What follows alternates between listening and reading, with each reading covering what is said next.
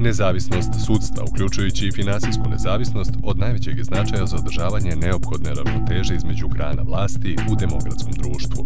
Finansijska nezavisnost postoji kada sudski sistem ima sopstveni budžet, kojim raspolaže telo koje je nezavisno od izvršne i zakonodavne grane vlasti. Time se bavi Visoki savet sudstva Republike Srbije, koji u okviru svoje uloge u obezbeđivanju nezavisnosti priprema budžet za sudstvo i raspodeljuje finansijska sredstva. Dosadašnja saradnja sa USAID-ovim programom podele vlasti dala je odlične rezultate, prevashodno kroz uvođenje novih, modernih metoda rada i kroz automatizaciju budžetskog procesa. Sudstvo mora da bude adekvatno finansirano kako bi na delotvoran način izlazilo u susret potrebama građana.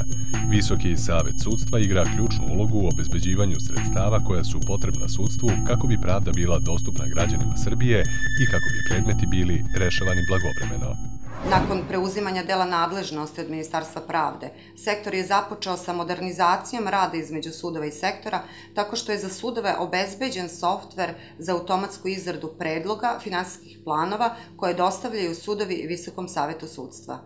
Savet sudovima dostavlja preliminarne instrukcije za pripremu budžeta. Sudovi na osnovu tih instrukcija pripremaju svoje budžete i podnose ih savetu koji analizira nacrte i određuje početnu raspodelu sredstava na osnovu sveukupnih potreba sudskog sistema. Zajedno sa korišćenjem modernih tehnologija, ova metodologija rada omogućila je da se stekne uvid u realne potrebe svakog suda ponaosob na pojednostavljen način i u zavisnosti od veličine, obima posla, broja zaposlenih, stanja infrastrukture, kao i drugih parametara koji utiču na efikasnost i uspeh rada sudova. Planiranje i upravljanje budžetom imaju veoma važnu ulogu u određivanju toga u kojoj meri sud može da izađe u susret potrebama svojih korisnika. Mnogi sudovi zapošljavaju menadžere sudova koji se bave administrativnim poslovima kako bi rasteretili sudije i pružili im mogućnost da više vremena posvete radu na predmetima. Zaduženje menadžera sudova uključuju i nadzor nad planiranjem i korišćenjem budžetskih sredstava suda.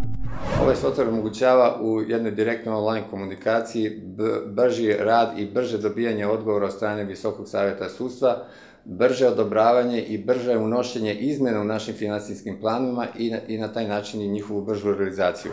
With the introduction of new methodologies and automation, it was a significant achievement over prior budget planning and financial reporting practices. The automation of the budget process from the courts exceeded all expectations, with the courts submitting their budgets just 2 months after they had been trained. Pronalazeći sve bolje načine za upravljanje svojim sredstvima, sudovi preuzimaju značajne korake ka većoj finansijskoj nezavisnosti i odgovornosti.